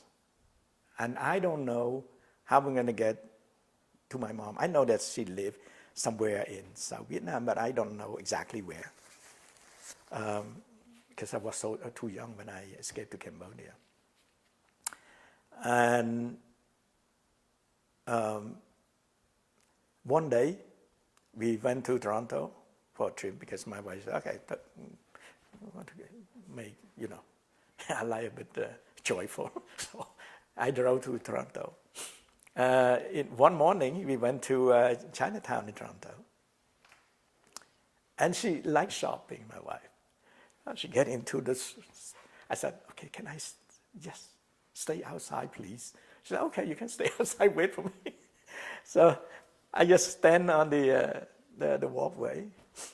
And suddenly I saw the cousin of my mom. He just walked to me, but he didn't recognize me. I went there, I just picked his hand and said, Uncle, do you remember me?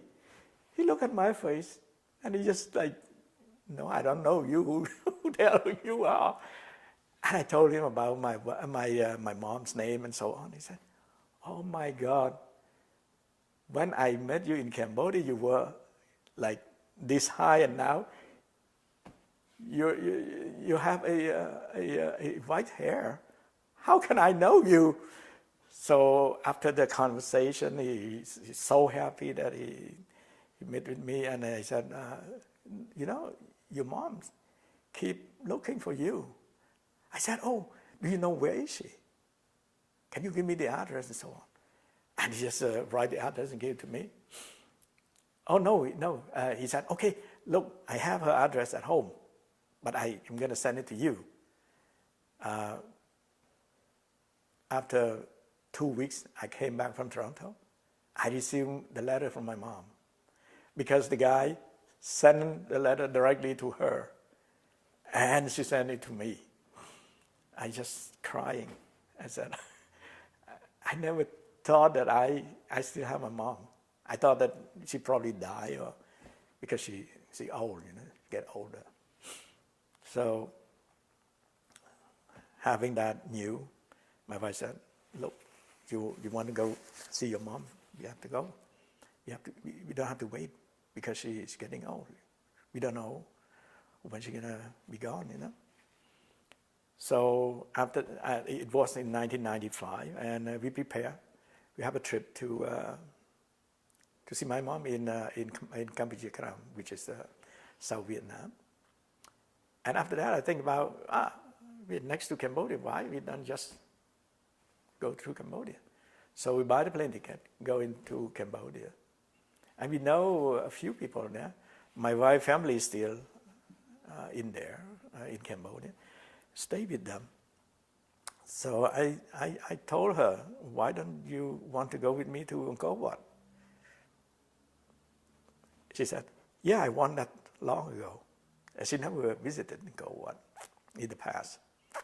So we buy the plane ticket. I went to Coeurs in 1995. But I didn't found, the people, the family on my side. They're all gone.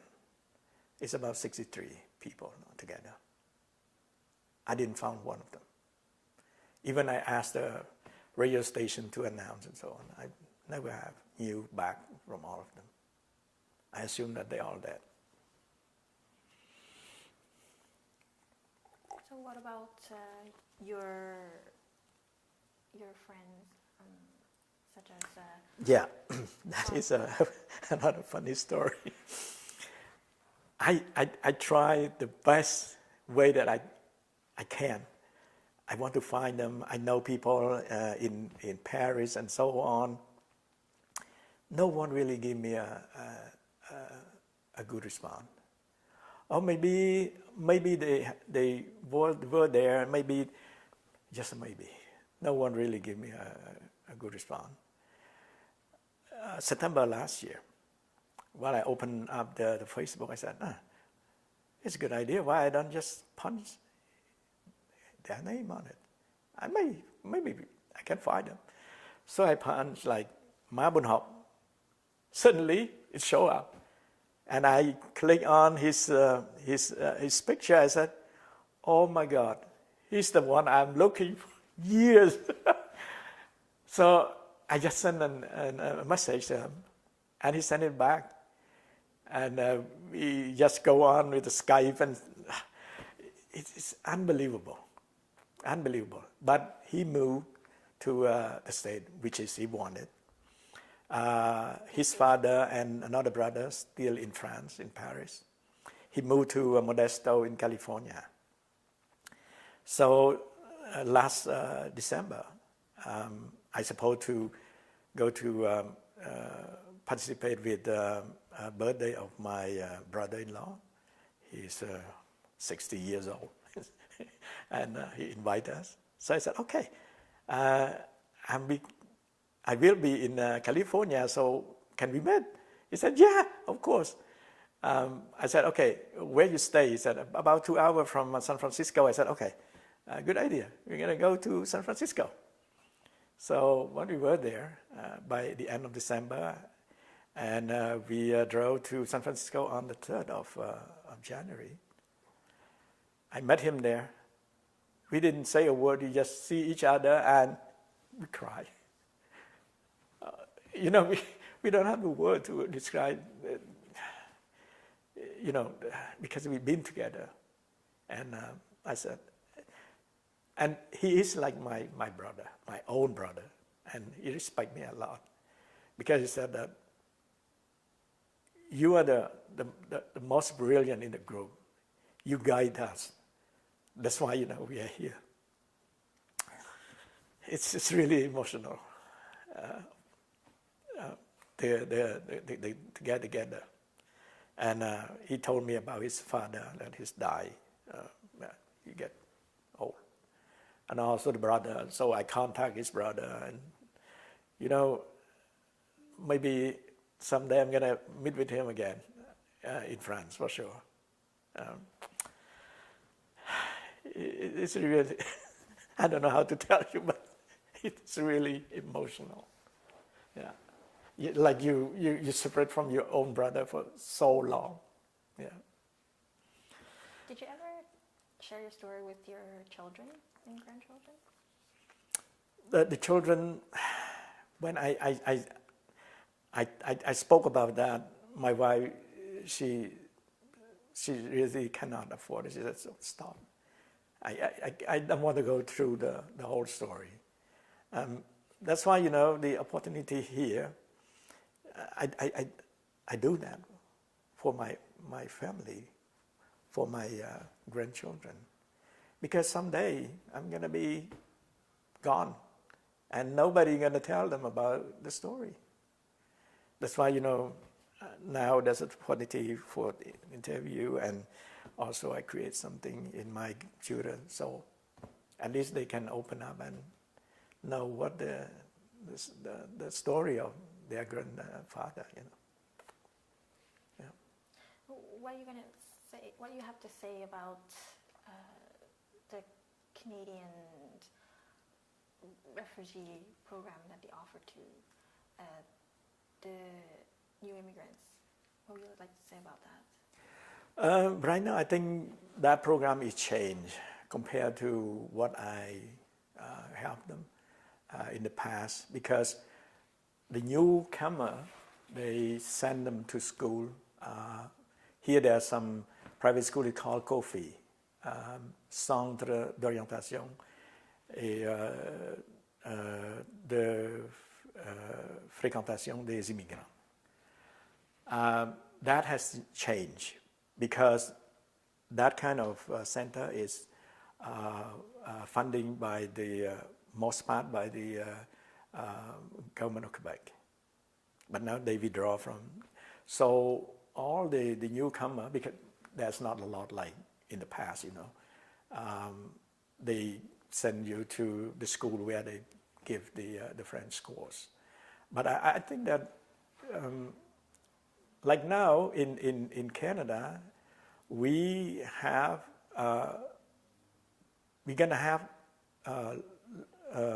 lack of worker because the new people, I mean the younger people, they are not enough to respond to the need of the society, because the people like in my age, we're gonna take the retirement. So you know there's a lot of position will be not fill in. So I think the government should allow the immigrant to come to Canada up on their knowledge or things like that. You know, like in Cambodia, a lot of young people, they have nothing to do. They just have the degree and then that's it. So I think that the government should open up the door, not just for the humanity, but also help to fill in the position where you know there's nobody work anymore, and just we don't have to think about another 10 years, 20 years, but right now we have 40,000 people to be filled in, and where are we gonna have that? If you don't open the door, someday Canada not exist anymore, because right now each family have 1 or 2 children, and that is not enough. And you know, like in your generation, sometimes you married at 30 years old. It's not really a good condition to make family, you know. So I think the government should open up more and give more, take in more immigrants. Right now, I think it's not enough. It's not enough anymore. Yeah. Is there anything, what as Canadian or new generations, what we should learn from you, from your experience? Yeah, that's a great question. As someone who have an experience, in the past, I was young like you. I don't understand much about politics, about regime, about anything. I ignore that part of the problem. But I think the young people, these days, they learn a lot about these things, but they don't want to be part or participated, you know, strongly. That, for me, it's a bit of a mistake. As young, you have to be supportive of like democracy, like the law, like the leader. Which one I have to choose? Because this impact on your life. Like it or not, this is impact on your life. Because we cannot have a country without a government. It's impossible. You have to have a government. So which guy that I want to put up as my leader? And don't say that, because I'm young, these things, it's not. is not interested in me. No, this thing is your life. And I'm telling you why I am here now. It's not in Cambodia because of that. The leader, we cannot choose. The leader that they do whatever they want. That is not good for the country. That's why I said, young people need to learn to be more active of selecting the leader or in the, in the politics. You cannot be away from these things because it's your life. And you see what I have. I almost died because my father, my grandfather didn't do it. He let one guy lead the country. That is not good. You have to be part of it. You have to be strong. And if you don't do the work that I want you to do, then after 4 years, you're out. So, this is good for the younger generation. Yeah. Well, thank you so much for sharing your stories and participating for interviews. Is there something you'd like to share or add a few words? No, like I already said previously, that the only thing that I still don't understand is why the Khmer Rouge killed Cambodian. Even some theory about Vietnamese behind, I don't think so. Because they fight each other. If the Khmer Rouge want to give the country to Vietnamese, why they fight with the Vietnamese? So it's not there. That's why, in my head, I cannot find a response to that idea. Why they kill Cambodian? Until now, I cannot find a response.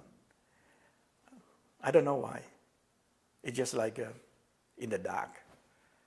No one knows. It's just like, okay, maybe the theory of this or that, but there is no fact to support that idea,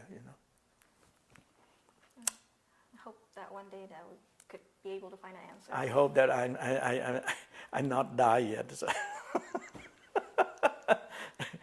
Thank you so much. Yes, it's very appreciated. ขอบคุณครับ ขอบคุณ